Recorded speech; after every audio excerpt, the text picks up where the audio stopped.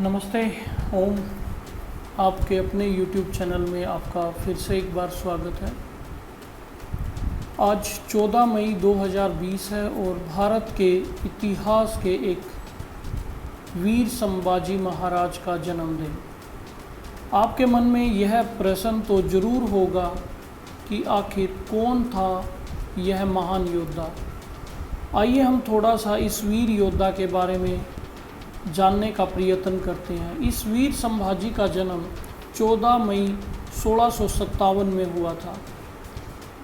इनके पिता का नाम था छत्रपति शिवाजी महाराज। जी वही छत्रपति शिवाजी महाराज जिसने शत्रुओं के दांत खट्टे कर रखे थे और इस्लामिक शासक उसके सामने आने से भी डरते थे। यह उसी महावीर के पुत्र हैं। इसको बचपन में छवा कहकर भी बुलाया जाता था। छवा का मतलब मराठी के अंदर होता है शेर का बच्चा।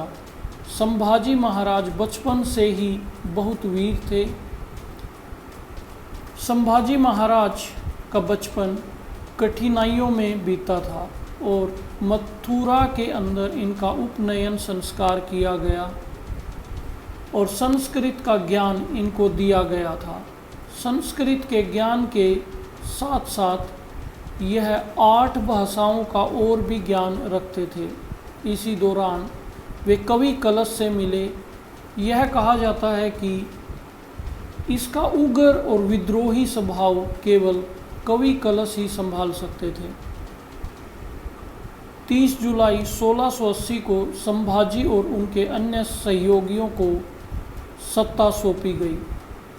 इसलिए इन्होंने कवि कलश को अपना सलाहकार नियुक्त किया या बना लिया, जो कि हिंदी और संस्कृत के विद्वान थे। संभाजी महाराज ने अपने छोटे से जीवन काल में हिंदू समाज के हित में बहुत बड़ी उपलब्धियां हासिल की थी, जिसके प्रत्येक हिंदू आभारी है। उन्होंने औरंगजेब की 8 लाख सेना की कमर तोड़कर रख दी थी और कई युद्धों में मुगलों को बुरी तरह से पराजित भी किया। औरंगजेब जब महाराष्ट्र में युद्ध में व्यस्त था, तब उत्तर भारत में हिंदू शासकों को अपना राज्य पुनः प्राप्त करने और शांति स्थापित करने के लिए काफ़ी समय मिल गया। इस कारण ही वीर मराठाओं के लिए सिर्फ दक्षिण ही नहीं बल्कि पूरे राष्ट्र के हिंदू उनके ऋणी हैं, क्योंकि उस समय यदि संभाजी औरंगजेब के सामने समर्पण कर लेते या कोई संधि कर लेते तो औरंगजेब अगले 2 से 3 वर्षों में उत्तर भारत के राज्यों को वापस हासिल कर लेता और वहाँ की आम प्रजा और राजाओं की समस्याएं बढ़ जाती। यह संभाजी सबसे बड़ी उपलब्धि में गिना जा सकता है। हालांकि सिर्फ संभाजी ही नहीं, अन्य राजाओं के कारण भी औरंगजेब दक्षिण में 27 सालों तक विभिन्न लड़ाइयों में उलझा रहा, जिसके कारण उत्तर में बुंदेलखंड, पंजाब और राजस्थान में हिंदू राज्य में हिंदुत्व को सुरक्षित रखा जा सका। पश्चिमी घाट पर मराठा सैनिक और मुगल कोई भी पीछे हटने को तैयार नहीं था। संभाजी वास्तव में सिर्फ बाहरी आक्रामकों से ही नहीं बल्कि अपने राज्य के भीतर भी अपने दुश्मनों से घिरे हुए थे। इन दोनों मोर्चों पर मिलने वाली छोटी छोटी सफलताओं के कारण ही संभाजी प्रजा के एक बड़े वर्ग के दिलों में अपनी जगह बना पाए। वो समय कुछ ऐसा था कि लगातार कई वर्षों तक पहाड़ और धरती वीर मराठों और मुगलों के खून से सनी रहती थी। फिर एक समय ऐसा भी आया जब सभी मराठा पहाड़ी से नीचे आ गए और इस तरह से मुगलों और मराठों के सेनापति अपनी सेनाओं के साथ आमने सामने हो गए। इसमें मराठाओं का स्थान पहाड़ों के निचले हिस्से से लेकर चोटी तक था, जबकि पहाड़ों के पास के मैदानों में मुगल सैनिकों ने अपना डेरा जमा रखा था। ऐसे में लगभग 7 वर्षों तक इस वीर महाबाहु संभाजी ने इन मुगलों को घुटनों के बल पर लाकर खड़ा कर दिया, जिसमें मुगलों द्वारा गढ़ को जीतना और मराठाओं द्वारा वापस हासिल करना लगातार कठिन हो रहा था। हालत ये थे कि उत्तर भारत में कुछ राज्य सोचने लगे थे कि औरंगजेब कभी लौटकर दिल्ली नहीं आ पाएगा और अंततः हिंदू के साथ जंग में हार जाएगा।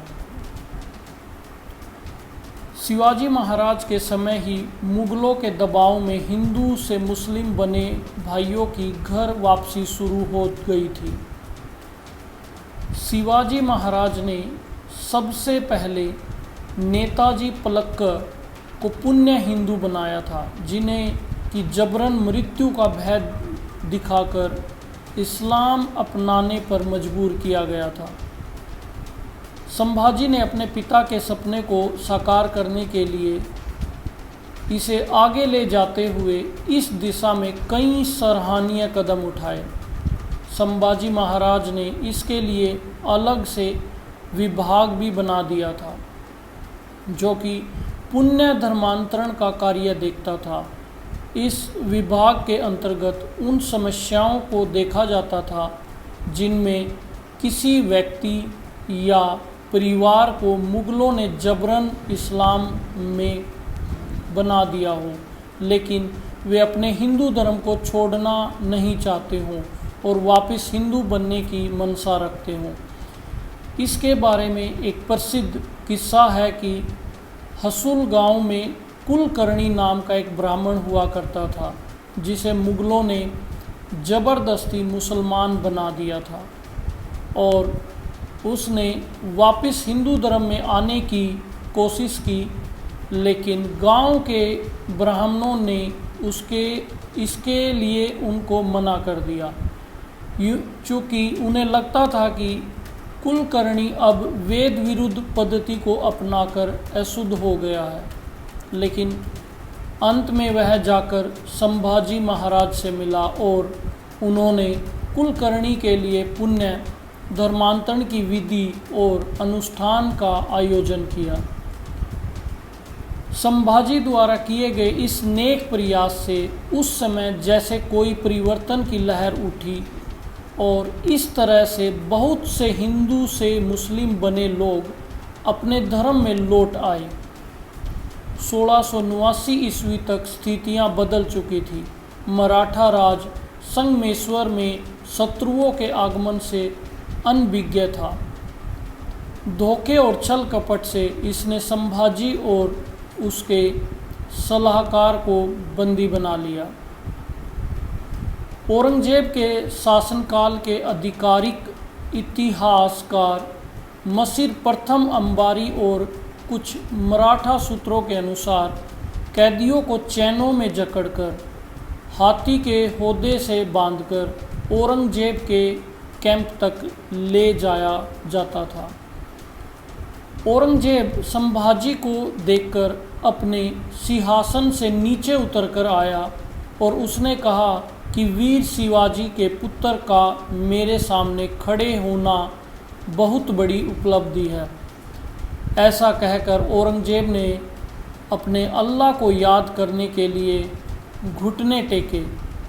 कवि कलश उस समय चैनों से बंधे हुए एक तरफ खड़े थे, लेकिन उन्होंने संभाजी की तरफ देखा और कहा कि हे मराठा राजे, देखिए अलमगीर खुद अपने सिंहासन से उठकर आपके आगे श्रद्धा से नत मस्तक होने आए हैं। कलश ने उन विपरीत परिस्थितियों में भी वीरता दिखाते हुए कहा कि औरंगजेब अपने दुश्मन संभाजी राजे के सामने घुटने टेक रहे हैं।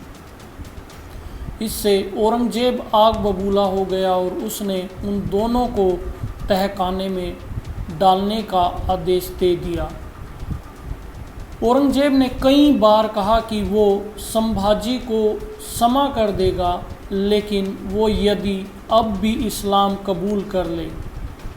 परंतु संभाजी ने मुगलों का उपहास उड़ाते हुए कहा कि वह मुस्लिमों के समान मूर्ख नहीं है जो ऐसे मानसिक विक्षिप्त व्यक्ति मोहम्मद के सामने घुटने टेके।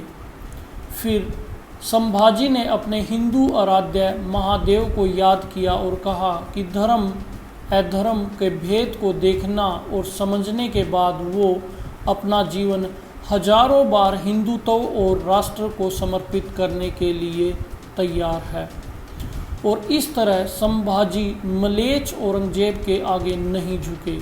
इससे पहले तक किसी ने भी अल्लाह, मोहम्मद और इस्लाम के खिलाफ खुलकर इतना कुछ नहीं बोला था।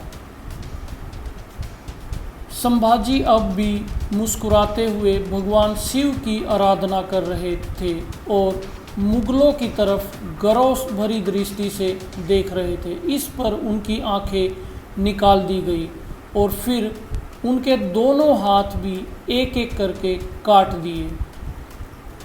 और ये सब धीरे धीरे हर दिन संभाजी को प्रताड़ित करने के लिए किया जाने लगा। संभाजी के दिमाग में तब भी अपने पिताजी वीर शिवाजी की यादें ही थी, जो उन्हें प्रतिक्षण इन विपरीत परिस्थितियों का सामना करने के लिए प्रेरित कर रही थी।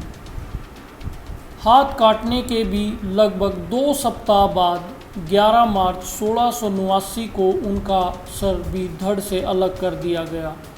उनका कटा हुआ सर महाराष्ट्र के कस्बों में जनता के सामने चौराहों पर रखा गया।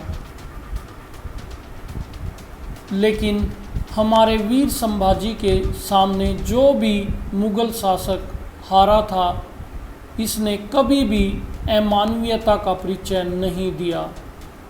इसके ऊपर कोई अमानवीय उत्पीड़न नहीं किया। यह है हमारी संस्कृति और हमारे वीर योद्धाओं की कहानी। हमें इनके ऋण को उतारने का प्रयत्न करना चाहिए और जो अत्याचार इस्लामिक आक्रांताओं के द्वारा किए गए हैं, ऐसे अत्याचार हमारी आने वाली पीढ़ियां को ना भोगना पड़े, इसलिए हमें इतिहास से इस प्रकार की सीख लेनी चाहिए। आज की वीडियो में इतना ही। मैं फिर मिलता हूँ अपने एक नए रिसर्च के साथ। चैनल को सब्सक्राइब करना ना भूलें और साथ में बेल आइकन भी दबा दें ताकि आने वाली वीडियो आप तक पहुंच सके। नमस्ते। ओम।